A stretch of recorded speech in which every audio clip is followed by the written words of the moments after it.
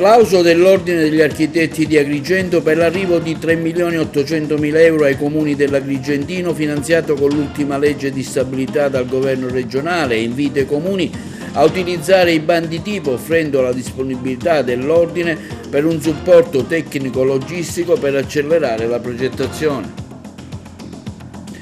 La consigliera comunale di Agrigento della DC Roberta Zicari manifesta le sue perplessità sulla concessione a un privato dei parcheggi comunali per 20 anni.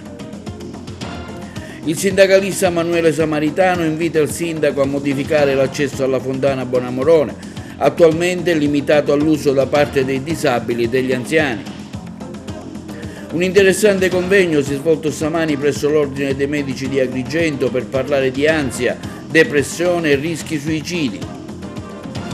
Partecipata seduta del Consiglio Comunale di Realmonte ieri sera sull'analisi della pericolosità geomorfologica nel sito di Realmonte.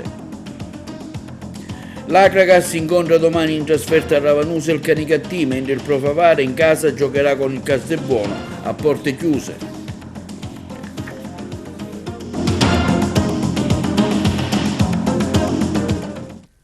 Buongiorno, benvenuti con l'appuntamento odierno di TVA Notizie. In arrivo oltre 3.800.000 euro per i 43 comuni della provincia di Agrigento dal fondo di progettazione della regione, finanziato con l'ultima legge di stabilità. L'Ordine degli Architetti di Agrigento plaude all'iniziativa del governo e al lavoro svolto dalla Commissione Bilancio dell'Assemblea regionale e manifesta la propria disponibilità per la realizzazione dei bandi, il servizio.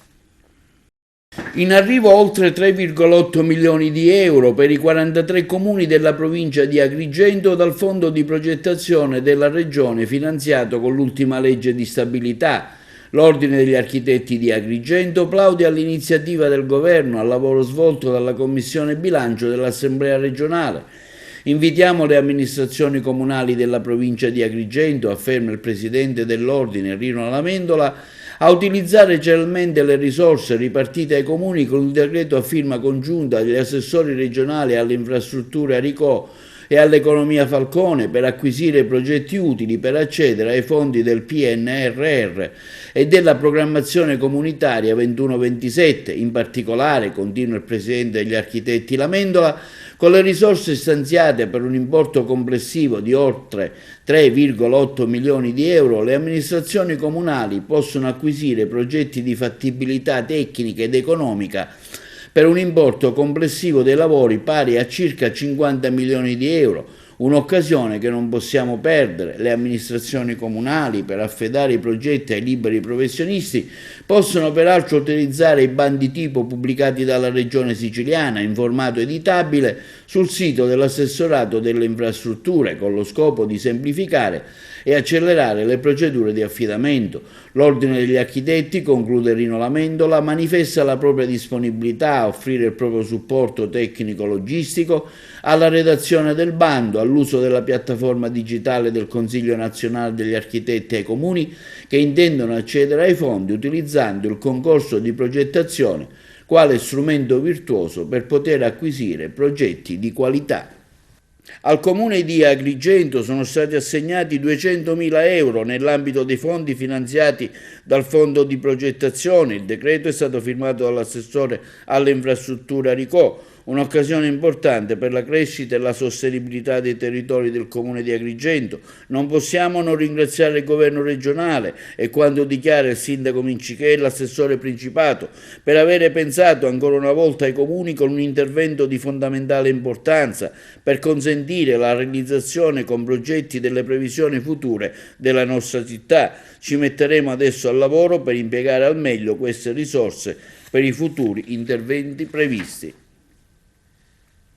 E sulla concessione dei parcheggi comunali a un'azienda privata per 20 anni è intervenuta più volte la consigliere comunale della DC Roberta Zicari, illustrando le sue perplessità su tale atto amministrativo, paventando l'ipotesi che ciò possa diventare anche un salasso in più per i cittadini agrigentini. La Zicari chiede inoltre che un'apposita sezione dell'app del Comune di Agrigento contenga uno spazio dedicato ai taxi. L'abbiamo intervistata.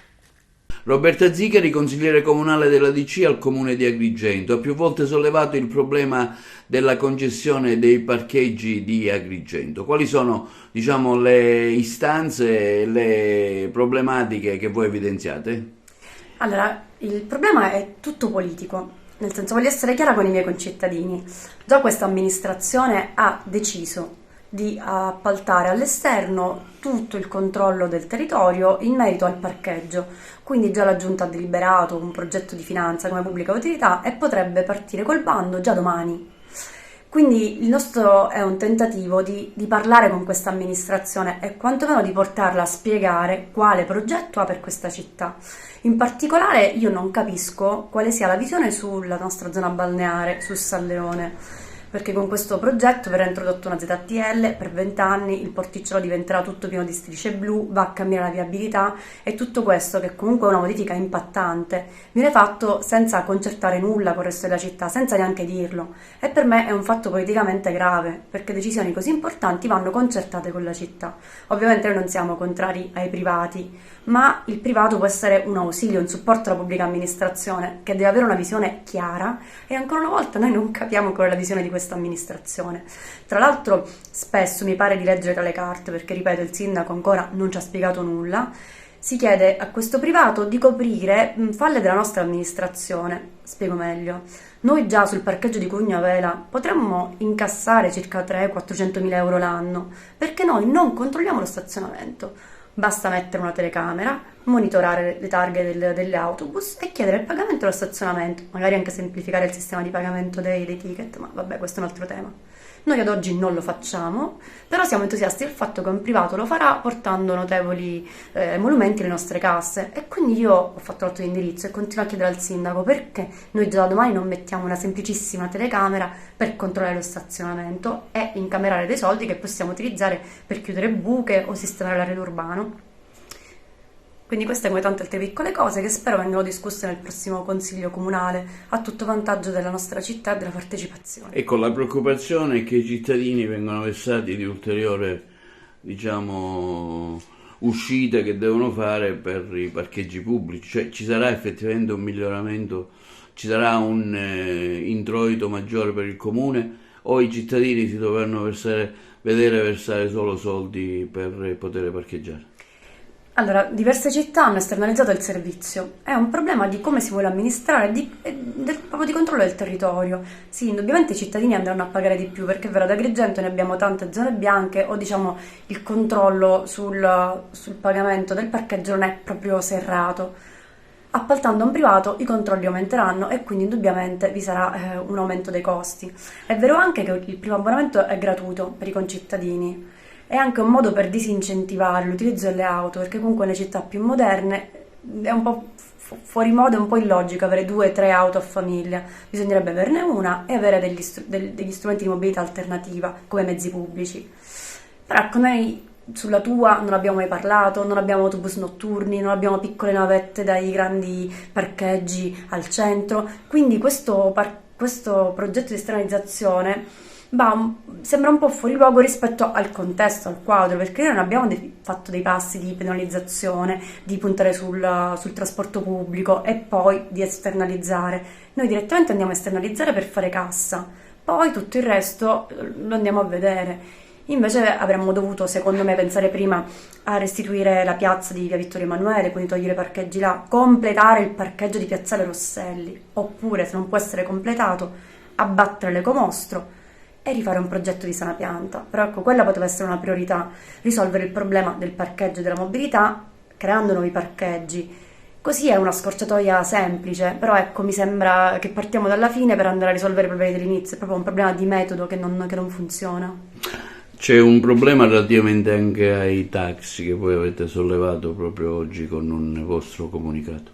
Sì, perché noi personalmente come DC più che opposizione siamo proposizione, perché noi proviamo a dare soluzioni per questa città. In particolare questa è un'idea che nasce dalla mia commissione, la sesta, quindi anche delle colleghe Bongiavia, Longe e Brucculeri.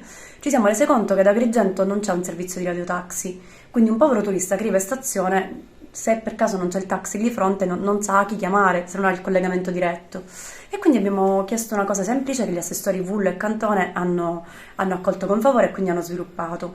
Nell'app di Agrigento vi è una sezione taxi dove appunto è possibile chiamare direttamente il tassista. Tra l'altro c'è una turnazione, quindi non spunta sempre lo stesso ordine, ma i tassisti ruotano così da consentire appunto a tutti di lavorare e di non avvantaggiare nessuno.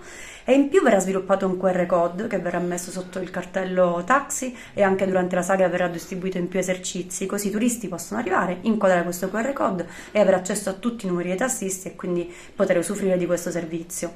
Sono dei piccoli tentativi, insomma, avremo Capitale della Cultura il prossimo anno e quindi dobbiamo iniziare a pensare in grande e a rendere questa città piena di servizi perché i turisti arriveranno, i flussi dovrebbero aumentare del 30%, quindi è arrivata l'ora di pensare un po' più alla logistica. Un sit-in si è svolto giorni fa dal sindacato Fisi, rappresentato da Manuel Samaritano, sull'utilizzo della fontana di Bonamorone, che dopo la sua ristrutturazione vede limitato l'accesso alle persone, in particolare per i disabili e gli anziani. Sentiamo lo stesso Manuel Samaritano in questa nostra intervista. Voi avete sollevato il problema dell'erogazione idrica nella fontana pubblica Bonamorone, che da sempre ha visto i cittadini potersi recare a prendere l'acqua per chi ne ha bisogno. Ecco, avete fatto un sit-in. Quali sono le ragioni della vostra protesta e cosa chiedete all'amministrazione comunale? Allora, dall'amministrazione comunale dal 18 di gennaio il sindacato ha già scritto al sindaco di Agrigento, il dottore Micichè, dove chiedeva sostanzialmente di trovare una soluzione a questo problema perché i cittadini, gli anziani, i disabili, perché appunto i disabili non devono avere queste barriere per recarsi davanti alla fontana, che vengano eliminati questi paletti o in alternativa il sindacato proponeva la riapertura di alcune fontane anche nelle periferie in modo da evitare che alcuni cittadini vadano a lavare la macchina come sembra essere capitato e quindi o in alternativa il comune trovi una soluzione a questo problema. Il discorso è che i cittadini devono fare circa 20-25 metri con bidoni e bottiglie per recarsi dalla fontana alla propria auto, che diventa impensabile se pensiamo che la maggior parte delle persone sono cittadini anziani, ottantenni, settantenni, di cui io già ho fatto qualche video e qualche diretta sul mio profilo Facebook. Abbiamo riproposto con una lettera di sollecito al sindaco di ritrovare un'alternativa, magari facendo un incontro, cercando di trovare la soluzione, ma il sindaco continua a non rispondere. Non capisco francamente il perché il sindaco non voglia rispondere a una richiesta dei cittadini, perché è sì un intervento del sindacato, ma su proposta di alcuni cittadini che stanno avendo la difficoltà. Ripropongo qua, tramite la vostra televisione, al sindaco di trovare una soluzione. Io sono collaborativo, voglio collaborare a risolvere questo problema, perché il problema sta in una cosa: non vorremmo mai che si agevolasse in questo modo la vendita di acque con i privati. Tutto qua, quindi chiediamo le due soluzioni: apertura, un'altra fontana e magari la riapertura di alcune fontanelle come una volta avevamo in giro per la città. Formare e avviare al lavoro attraverso i percorsi di politica attiva costituiti da pacchetti integrati di servizi, l'accompagnamento di minori stranieri non accompagnati e di giovani migranti nel passaggio dall'ambiente protetto in cui sono stati accolti alla piena autonomia e integrazione nelle comunità locali in cui si candidano a vivere. Questo è lo scopo per il quale l'Endas provinciale di Agrigento, soggetto promotore del tirocinio, ha sottoscritto una convenzione con l'Automobile Club di Agrigento, soggetto ospitante, presieduta da Salvatore Bellanca e diretto da Giuseppina Danile. Il sodalizio agrigentino, a far data da oggi, accoglierà per un intero semestre presso la sua sede, sita in Agrigento in via San Vito, un giovane ventenne che ha fatto l'ingresso in Italia come minore straniero non accompagnato e in fase di transizione verso l'età adulta.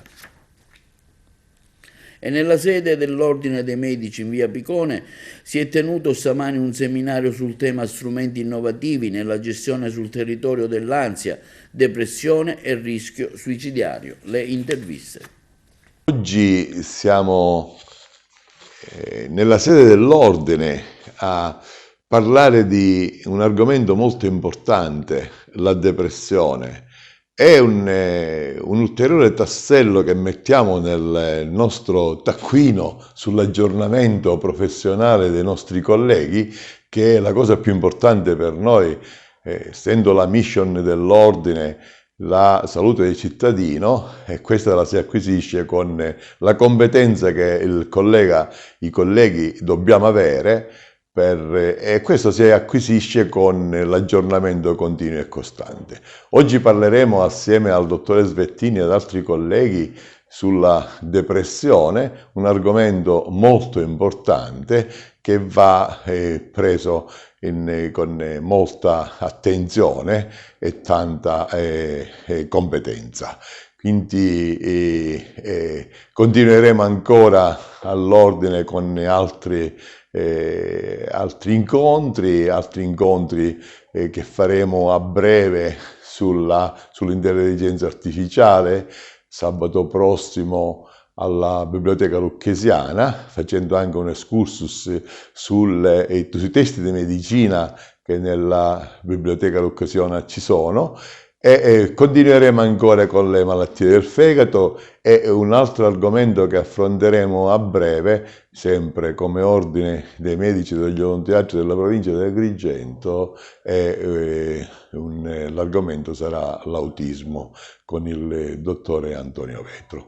Quindi saremo sempre vigili e attenti sulla salute dei nostri cittadini, e l'ordine è disponibile a tutte queste attività. Credo che il senso dell'incontro di oggi sia quello di rendere i medici di famiglia consapevoli, oltre che di questi disturbi che andiamo a trattare, quindi ansia e depressione, anche della loro corretta gestione. Noi medici di famiglia infatti siamo la figura sanitaria che spesso prima di tutte viene coinvolta dal paziente affetto da un disturbo mentale, ma questo vale anche per gli altri disturbi. Per la nostra posizione infatti conosciamo sia trasversalmente che longitudinalmente il contesto di vita in cui si muove il paziente. Quindi conoscere le corrette modalità di gestione e conoscere gli strumenti che oggi abbiamo a disposizione per gestire correttamente questi problemi significa non solo lavorare bene, anche tra professionisti, quindi sapere quando coinvolgere lo specialista o quando lavorare da soli, ma significa soprattutto muoverci in direzione del benessere del paziente. L'Ordine dei Medici ci ha dato una grande opportunità di poter parlare di un argomento, i disturbi psichiatrici cosiddetti light o lievi, ma estremamente diffusi e importanti, da poter diffondere soprattutto per quanto riguarda il trattamento con i medici di medicina generale. Queste patologie, stiamo parlando dei disturbi depressivi e dei disturbi d'ansia, sono appunto molto frequenti e necessitano di interventi precoci e individuati in maniera anche corretta, prima di un eventuale invio allo specialista psichiatra. L'obiettivo di questo corso di oggi è quello di fornire delle indicazioni operative chiare, semplici, immediatamente utilizzabili, per poter inquadrare correttamente questi disturbi in una fase iniziale e contenere quindi un po' eventuali sviluppi che potrebbero poi necessitare gli interventi più specialistici. L'aspetto innovativo di questo intervento, di questa iniziativa di oggi, riguarda invece anche I Fight Depression, che è un progetto finanziato dall'Unione Europea, dall'Alleanza Europea contro la Depressione, la European Alliance Against Depression, che riguarda sostanzialmente una piattaforma alla quale si accede con delle credenziali, in cui il medico di base abilita il proprio paziente con un disturbo depressivo a tutta una serie di contenuti formativi che gli consentono di potersi autogestire la sintomatologia e quindi poter collaborare, contribuire in maniera attiva in prima persona alla gestione del proprio disturbo, oltre naturalmente all'intervento farmacologico e anche all'intervento psicoterapico quando necessario. A Realmonte il Comune richiede, oltre alla realizzazione di una rotatoria, anche la collocazione dell'autovelox sulla strada statale 115 al bivio nord di Realmonte. Le interviste. Comunichiamo alla cittadinanza, dopo una serie di interlocuzioni, tavoli tecnici presso ANAS e presso gli enti preposti, da ultimo presso la prefettura di Agrigento, dove il 22 febbraio si è svolto un tavolo tecnico, abbiamo avuto l'autorizzazione all'installazione di un autovelox al bivio di Realmonte SS 115, dove si sono appunto susseguiti una serie di incidenti, uno dietro l'altro gravissimi, e che ci ha fatto molto preoccupare. Devo dire grazie a Sua Eccellenza il Prefetto che con estrema puntualità, attenzione per il territorio ma anche per la sicurezza pubblica è intervenuto immediatamente e ha preannunciato l'autorizzazione appunto alla detta installazione. E colgo l'occasione anche per dire che in quella riunione del 22, la prossima si svolgerà il 5 marzo, alla presenza appunto di Sua Eccellenza il Prefetto, ANAS e tanti altri, è stato aggiunto ai punti dell'ordine del giorno una apertura dell'arteria che si diparte da Punta Grande in direzione strada della Miniera e che potrà consentire sicuramente la deviazione del traffico del transito pesante verso la Pianogatta, quindi l'altra SS 115, per i lavori che sono in essere al momento all'altezza di Bellavista, ma anche per consentire a non più percorrenza ai mezzi pesanti della SP 68. Noi abbiamo chiesto con estrema preoccupazione l'inserimento di questo punto, rappresentando che i mezzi pesanti non possono percorrere un'arteria turistica senza mettere a rischio l'incolumità pubblica. Per questo abbiamo avuto immediatamente il benestare del Prefetto che appunto discuterà il 5 marzo anche questo ordine del giorno. Quindi si lavora senza soluzione di continuità nell'interesse della collettività e a garanzia di tutti. E sempre a Realmonte una seduta pubblica straordinaria e urgente, quella del Consiglio Comunale indetta dal suo presidente Irene Pilato ieri sera, che ha avuto come ordine del giorno la riduzione del rischio geomorfologico in aree perimetrali nel PAI come sito di attenzione e pericolosità molto elevata nelle zone di estrazione della miniera Etalcali, con relazione del geologo di parte che ha illustrato ampiamente i rilievi fatti nel territorio di Realmonte. Noi abbiamo seguito l'evento, ecco, vi proponiamo questo ampio servizio. Seduta pubblica straordinaria e urgente, quella del Consiglio Comunale di Realmonte ieri sera, indetta dal suo presidente Irene Pilato, che ha avuto come ordine del giorno la discussione e la votazione in merito all'istanza per la riduzione del rischio geomorfologico in aree perimetrali del PAI come sito di attenzione a pericolosità molto elevata e relativo provvedimento di cui alla nota emessa dall'Autorità Bacino Distretto Idrografico della Sicilia Servizio 3. Ampia e partecipata è stata la discussione, che ha visto anche illustrare la relazione del geologo incaricato del Comune Pasquale Mastrosimone, che ha ampiamente dimostrato gli studi e rilievi fatti in merito al principale rischio evidenziato, quello dell'analisi della pericolosità geomorfologica nel sito di attenzione di Realmonte, nei territori dati in concessione alla miniera Etalcali per l'estrazione del salgemma. Diversi gli interventi dei consiglieri comunali e di tanti cittadini desiderosi di sapere se esiste un pericolo reale per la popolazione realmontina. Ho chiesto la convocazione urgente di Consiglio Comunale perché abbiamo acquisito agli atti dell'ente una nota di rigetto di revisione del vincolo P4 che insiste sulla superficie oggetto di concessione mineraria da 53 anni. Perché la preoccupazione proprio oggi? Perché si legge nella parte emotiva della nota che ci sarebbero fenomeni di subsidenza nell'area oggetto di estrazione, tale per cui viene appunto viene rigettata la revisione e confermata la pericolosità P4. È chiaro che abbiamo avuto la possibilità di sentire i nostri tecnici in Consiglio Comunale. Dalla relazione dei tecnici sembrerebbe che non ci sia nessun motivo di preoccupazione, perché il Comune chiedeva una modifica P1, P0 e quindi laddove ci sono aree oggetto di attività da parte di Talcali si poteva fare uno studio un po' più approfondito, ma dove non c'è alcuna attività né tantomeno gallerie può tornare ad esserci un'area assolutamente libera senza alcun vincolo.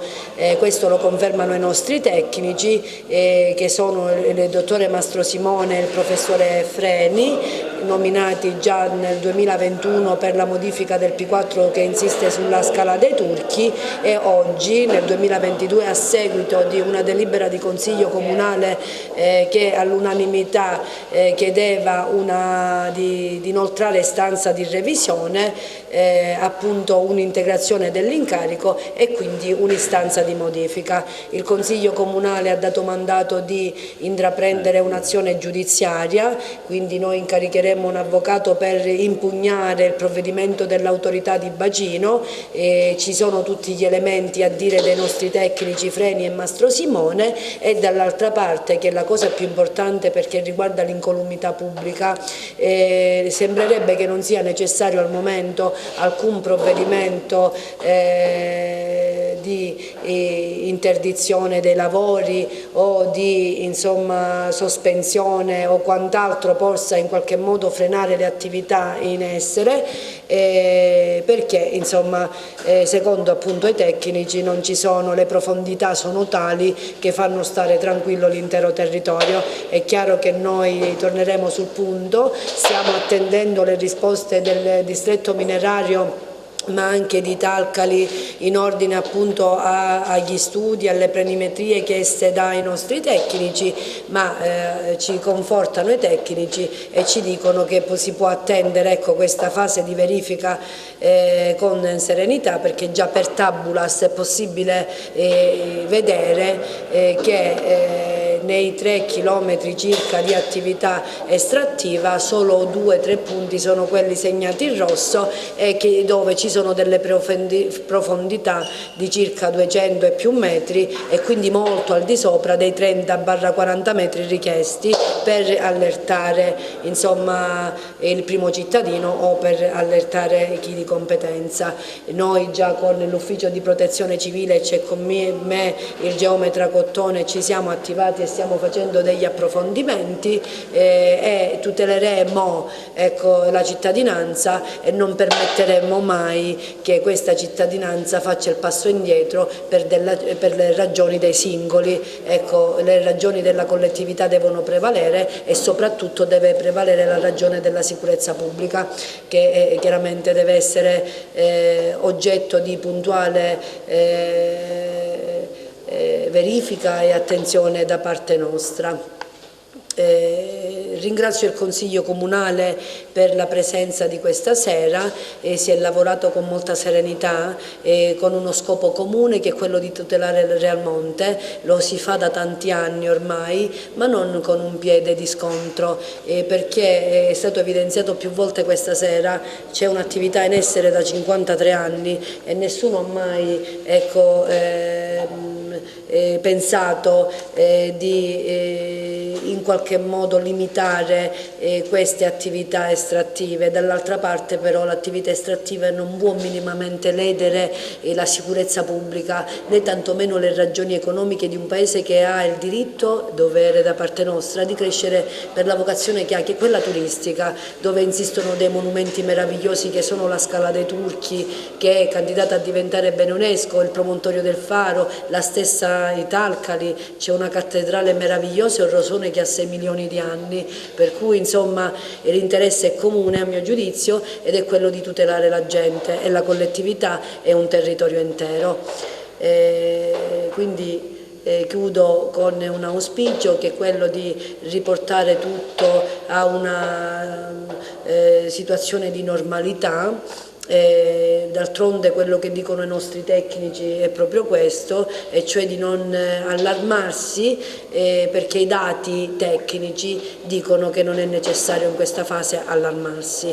Detto ciò, siamo qui, siamo presenti, siamo un'amministrazione del fare e come amministrazione del fare stiamo affrontando gli argomenti più insidiosi e storici di questo territorio. Anche questo, dopo 53 anni, finalmente l'amministrazione inizia a fare chiarezza. Sono il consigliere Putrone, nonché geologo, e in questo consiglio comunale finalmente abbiamo affrontato un problema molto ma molto interessante sia per noi, sia per i tecnici, sia per tutta la comunità, che in questo momento effettivamente siamo a zero come progetti.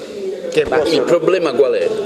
Il problema è scaturito dal fatto che la nostra zona, dove ci sono le estrazioni minerarie, hanno messo un perimetro che si chiama sito di attenzione. Questo sito di attenzione fino a qualche anno fa potevamo lavorarci con la dovuta attenzione, effettivamente con dovute riflessioni, ma adesso il Genio Civile e tutte le autorità competenti bloccano qualsiasi tipo di progetto che insiste su questa perimetrazione dell'area mineraria. Ecco, ci sintetizzi brevemente la sua relazione su un eventuale rischio geomorfologico nel territorio di Realmonte in zona Italcali. Abbiamo studiato e inquadrato quella che è stata l'attività dell'azienda in 53 anni complessivi di sfruttamento, di estrazione del sottosuolo, anche se ci sono state delle società che precedentemente hanno fatto questo. Lo studio che noi abbiamo portato è finalizzato a rivedere la pericolosità geomorfologica. Abbiamo supportato lo studio con tutta una serie di ricerche, di approfondimenti, sino ad arrivare alla presentazione di una relazione che praticamente metteva in evidenza alcuni aspetti fondamentali, che riassumo brevemente. Il primo, avevamo e abbiamo la contezza che su 10 km circa di area sottoposta a vincolo P4, quindi come sito di attenzione, soltanto 3 km in 53 anni sono stati sfruttati. Quindi ritenevamo opportuno chiedere, considerando anche che queste lavorazioni avvengono nel sottosuolo a profondità non inferiori a 100 metri e raggiungiamo anche i 300, i 400 metri, e appariva logico chiedere la cancellazione, la revisione di questa pericolosità P4 in tutte quelle aree in cui queste lavorazioni non sono avvenute e probabilmente non avverranno in un prossimo futuro. Di contro avevamo delimitato questi 3 chilometri con una pericolosità P1, introducendo nella relazione un aspetto fondamentale, quello che dovevamo chiaramente nel momento in cui questo processo fosse arrivato a buon fine integrare il tutto con una serie di rilievi, di dettaglio, monitoraggi, anche con i famosi dati satellitari, in maniera da avere la contezza scientifica di ciò che effettivamente sta avvenendo. Tutto questo purtroppo non è stato consentito perché è arrivato un parere che attualmente appunto si sta discutendo ed approfondendo, che però è stato abbastanza chiaro. Viene messa in evidenza che ci sono dei fenomeni di subsidenza nelle aree di lavorazione attuali, sono gli organi regionali che lo dicono, e che questi fenomeni sono anche evidenti. Quindi da qui l'allarme creato nell'amministrazione e anche in chi sino ad oggi non è venuto a conoscenza tramite gli organi opportuni, quindi chi deve tecnicamente sovrintendere a questi lavori. Da parte nostra questi dati non erano non conosciuti, ma noi ritenevamo che dovevano venire approfonditi, quindi era molto più logico andare verso una riperimetrazione con alcune differenziazioni. Ciò non di meno, attualmente oggi c'è stata questa riunione che ha messo con la quale noi abbiamo informato, noi come tecnici, lo studio, voglio ricordare, è stato portato avanti da me che sono un geologo e dal professore Freni. Abbiamo messo a conoscenza il Consiglio Comunale e anche i cittadini e l'amministrazione di quelle che sono le nostre considerazioni e aspettiamo di vedere quali azioni eventualmente verranno intraprese sia dagli organi competenti come controllo e verifica di queste attività, sia anche da parte dell'amministrazione.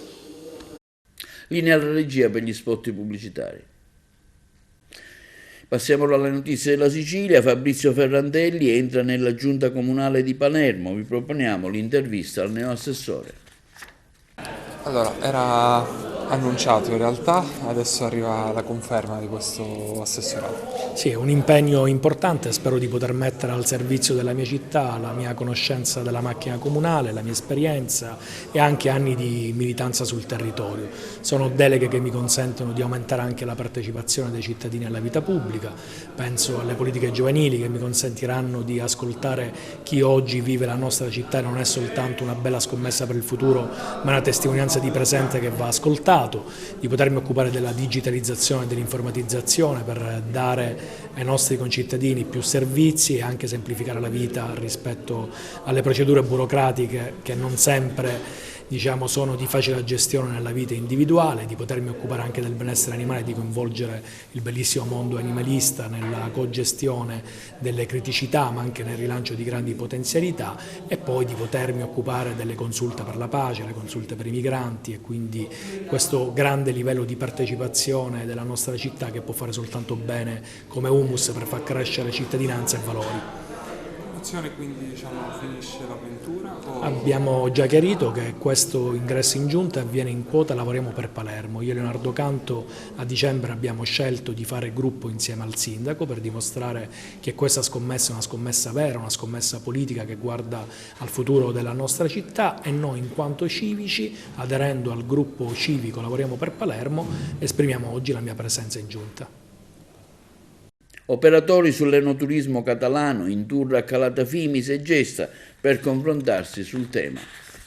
Gaggera è anche cultura, ha una storia, purtroppo le condizioni meteo non ci hanno agevolate, però è sempre bello gemellarsi con Costa Brava e questa realtà nostra, Calatafimi e Gesta, la Sicilia. Connubio fra storia e vino ci ha permesso anche di portare qua un bel numero di prodotti tipici, la cantina ha permesso di ospitare altre cantine, avranno non solo la degustazione ma parleremo anche dei bei posti che abbiamo. Spero che questo connubio enoturistico ci porti non solo la conoscenza di nuove realtà, ci faccia anche andare lontano per quanto riguarda la nostra economia. Questa iniziativa è nata grazie ad un incontro che c'è stato al distretto turistico. Eravamo fuori il calendario, ci saranno in partenza, siamo riusciti ad ottenere una data e come non potevano chiudere a Calatafimi e Gesta. Siamo qui a vedere un po' come lavorate l'enoturismo, le cantine e anche le strade del vino locale. La prima volta per quasi tutto il gruppo. Ci ha tanto sorpreso il paesaggio perché uno, essendo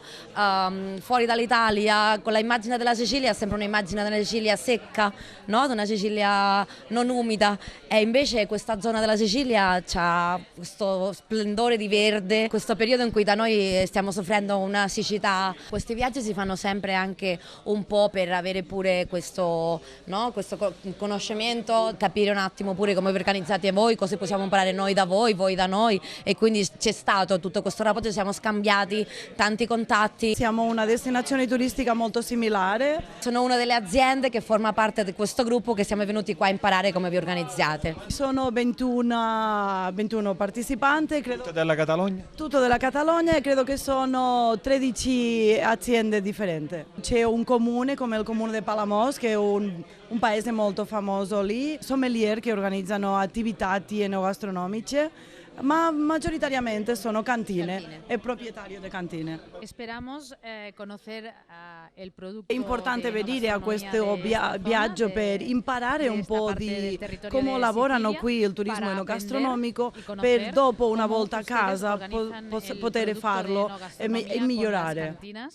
Y poder hacer esto también en nuestro municipio. Una denominazione d'origine che tenemos come loro, noi all'Ampurdà siamo una zona viticola ma anche molto vicina al mare, con molti turistici, quindi per noi è importante vedere altri modelli, per vedere come si organizzano le cantine con istituzione promozionale e insieme come possiamo fare per coordinare la strada del vino. Todas las personas que nos vienen a visitar. Le opportunità è bene sempre coglierle e poi metterle a frutto. Il distretto turistico, da dove quest'anno il comune di Calatafimi Segesta si ricaverà una bella fetta, perché entriamo a pieno titolo. Questo è un anno per noi di start-up, di partenza, dopo tanti anni in cui siamo rimasti, come dire, in panchina. Fra l'altro siamo proprio a 2 passi, proprio qui nella Caggera, di quello che sarà poi la futura strada a scartamento ridotto ferroviaria, detta la Greenway, che a brevissimo andremo a promuovere con un finanziamento già decretato della Regione. A San Giuseppe Jato, in provincia di Palermo, episodi di una Sicilia dura a scomparire ma che feriscono tutti. La corrispondenza da Trapani. Grazie per essere presente a questo consiglio straordinario, urgente e aperto. È arrivata una lettera presso il comune di San Giuseppe Jato indirizzata al nostro presidente del consiglio comunale, Tonino Liuzza. Naturalmente anonima, con una foto di un suo facsimile all'interno. Non si capisce se la bocca è cucita o tagliata, non riesco a capirla e a interpretarla, di cui una lettera che, nonostante ci sia qualche frase magari oscena, devo leggerla per come è scritta. Appena scassi la minchia da dire che siamo bestie e costanti mafia del cazzo che avete tu questa amministrazione di merda, vi ammazziamo tutti, e a te in particolare, grande cornuto di presidente, tornatelo in farmacia o in campagna, prima che ti facciamo danno o ti ammazziamo a te e alla tua famiglia.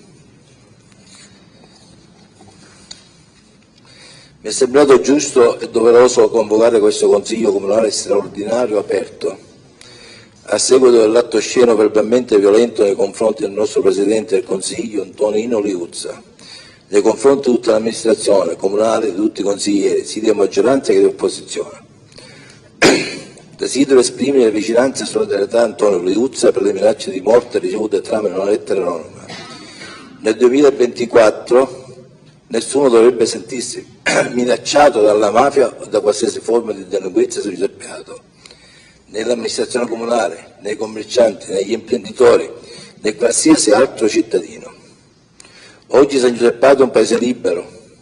Gli anni bui fatti di violenza e di mafia sono ormai alle nostre spalle. San Giuseppe Jato è un paese fatto di gente onesta e per bene e non ritornerà indietro. Lavoriamo ogni giorno per combattere la criminalità organizzata e qualsiasi altra forma di delinquenza e di ingiustizia e ci battiamo per promuovere la giustizia e la legalità. Sono vicino ad Antonino Liuzza.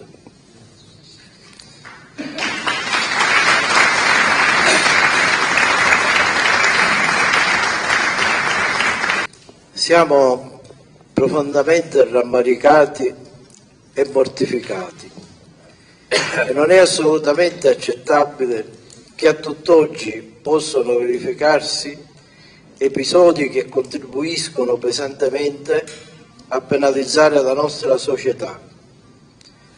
San Giuseppe Jato è un paese di donne e uomini liberi che desiderano respirare aria pulita e rappresentare al mondo intero la bontà della sua gente, la bellezza e l'accoglienza del suo territorio. Gli attestati di solidarietà e stima pervenuti in queste ultime ore e la presenza di voi tutti testimonia che siamo i più forti, attaccati saldamente ai nostri valori e ai sani principi.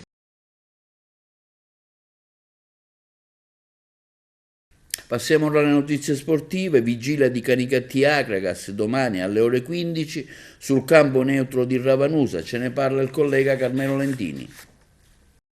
È stata una vigilia tranquilla in casa Akragas dopo la bella e meritata vittoria ottenuta ai danni del Real Castelnuovo e che ha sospinto la compagine di Marco Coppa al riparo dalle turbolenze della classifica. La squadra sembra avere trovato la giusta quadratura e la presenza di tanti giovani di prospettiva sta dando risultati incoraggianti per il futuro biancazzurro. Tra i senior buoni i ritorni del capitano Alfonso Cipolla e quello dell'attaccante Litteri che ha ritrovato la via del gol. Tutti sono sospinti da un immobilissimo Sanseverino ed altri colleghi di reparto in piena forma. Contro il Canicattì dunque si prospetta una sfida ad alta intensità, anche perché entrambe le antagoniste hanno un obiettivo comune, e cioè il raggiungimento di una posizione tranquilla prima possibile. Nella gara di andata la compagine biancazzurra si impose all'Esseneto con il risultato di 2-1, con i reti di Lama, Giama e Trombino, entrambi andati via nel recente mercato invernale. Mentre per la compagine biancorossa Sidine segnò la rete definitiva. Proprio in quella partita si registrarono anche 3 espulsioni, tutte da parte canicattinese, vale a dire Viglianisi, Tedesco e Camara. In sintesi ci sono tutti gli ingredienti per assistere ad una sfida ad alta tensione. Intanto da Agrigento è previsto un folto numero di tifosi biancazzurri al seguito, per cui nello stadio saraceno ci sarà gran festa sugli spalti. Solo un punto dividono Canicattì ed Akragas ed anche questo sarà un motivo legittimo per superarsi a vicenda. A dirigere questa gara, il cui inizio è programmato per le ore 15, sarà Leonardo Di Mario di Ciampino, il quale verrà assistito da Gabriele Elisino di Ostialido e Michele Nappi di Latina. In sala stampa Garufo per presentare il derby agrigentino Canicattì Akragas domani sul neutro di Ravanusa, partita importante per entrambe le formazioni in lotta per la salvezza diretta. L'Akragas arriva a questa sfida moralmente, fisicamente e mentalmente in grande spolvero.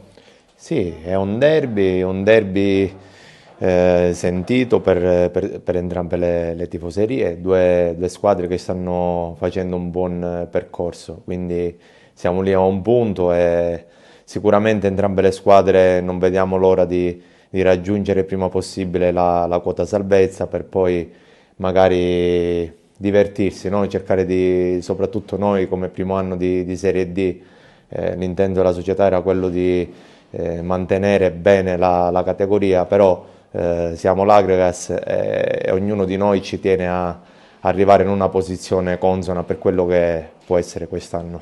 Che partita ti aspetti? Cosa potrebbe fare la differenza?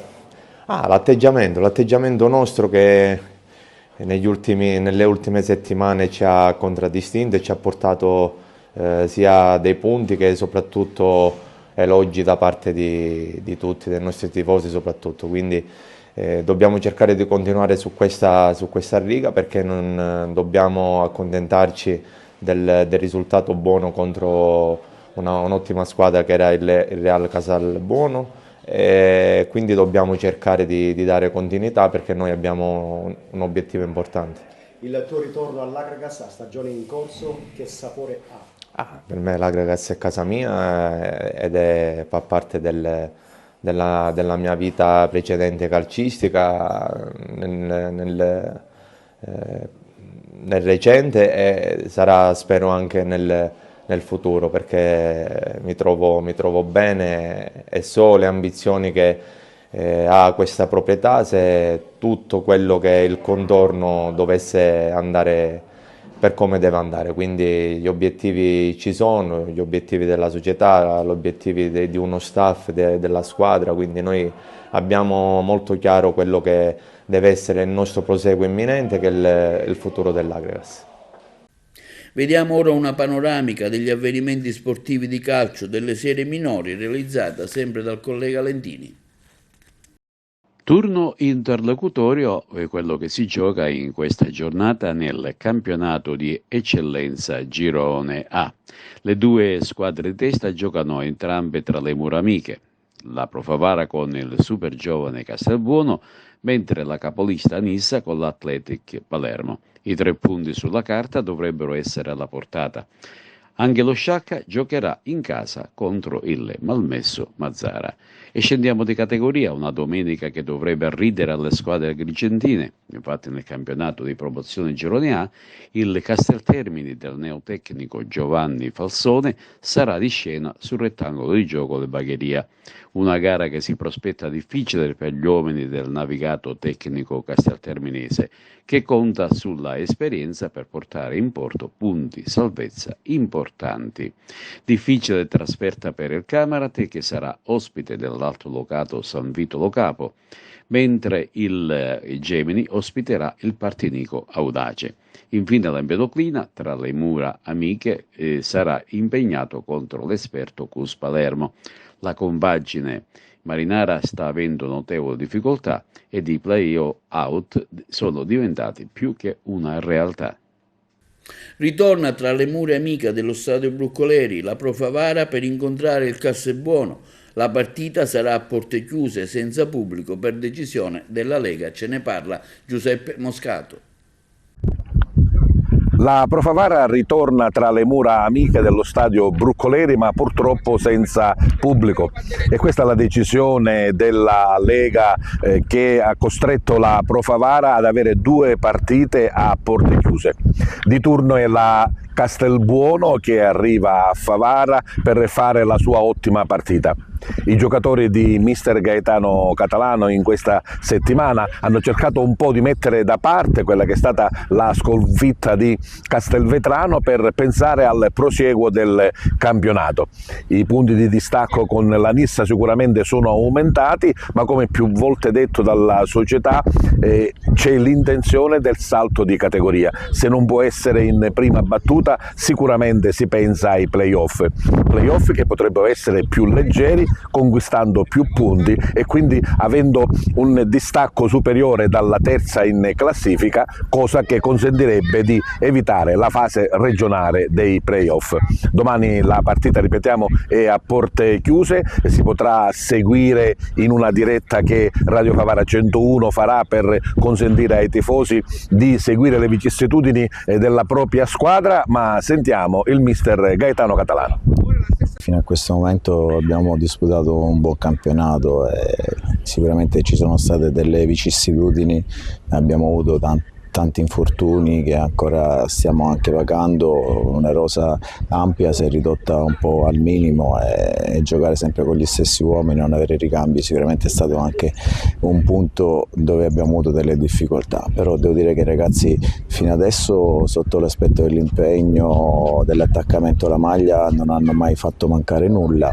Sicuramente domenica contro la Folgore gli episodi non sono stati favorevoli, però ne siamo consapevoli, vuol dire che dobbiamo fare qualcosa di più, anche perché abbiamo un obiettivo da raggiungere in questo momento ed evitare di fare playoff. Obiettivo di evitare di fare i playoff e naturalmente il prosieguo nel salto di categoria. Assolutamente, noi in questo momento il nostro obiettivo è quello, lo dobbiamo raggiungere con tutte le nostre forze, stiamo cercando di recuperare tutti i giocatori che abbiamo fuori, dei vari Lapiana, Mistretta, Miano, insomma sono giocatori che poi alla fine fanno anche la differenza, qualcuno sta giocando anche un po' acciaccato, però i ragazzi non stanno mollando assolutamente nulla e siamo consapevoli che l'obiettivo nostro è sempre lì davanti e dobbiamo continuare a fare quello che abbiamo fatto fino adesso. Senza svelare naturalmente i tuoi segreti, come hai preparato la partita di domani? Ma la partita di domani non è che sia una partita da preparare in maniera difficile, siamo tutti consapevoli che è una partita tosta contro una buona squadra, non ha nulla da perdere, sta facendo un ottimo campionato, non ha nessun obiettivo e noi invece abbiamo un obiettivo importante, bisogna ripartire più forti di prima perché, come ho detto prima, il nostro obiettivo è arrivare ai playoff senza svolgere la fase regionale. Credo che la parola d'ordine è mettere da parte la sconfitta di Castelvetrano, pensare per il futuro e proseguire questo cammino nel campionato di eccellenza che, dobbiamo dirlo francamente, è ottimo perché la Pro Favara è stata sempre al vertice. Beh, noi dopo 8 vittorie consecutive, l'ultima con l'Atletico Palermo, poi abbiamo avuto queste 2 partite con Castellammare e con la Folgore che non abbiamo giocato da Pro Favara, ma è una cosa quasi normale. Se gli altri sono più avanti di noi, chiaramente dobbiamo considerarli più forti, più preparati mentalmente, quindi però una squadra che fa 55 punti posso rimproverare nulla, i cari fisici e psicologici ci possono stare, quindi per me va bene così, andiamo avanti, vediamo che succede. Naturalmente il proseguo della Pro Favara è quello di fare più punti possibili e, come diceva poco fa anche il mister, eventualmente evitare la parte regionale dei playoff. Assolutamente, noi dobbiamo pensare a giocare ogni partita come se fosse una finale perché abbiamo necessità di arrivare ai playoff. Se riuscissimo ad arrivarci senza fare la fase regionale avremmo tempo per recuperare tutti gli infortunati e prepararci bene per la finale nazionale. Quindi ancora ci crediamo e la Pro Favara va avanti? Noi ci crediamo, noi abbiamo un obiettivo, dobbiamo andare in Serie D, poi chi non ci crede non mi interessa. E questo è tutto per TVA Notizie di oggi, vi diamo appuntamento alle prossime edizioni e vi auguriamo un buon fine settimana.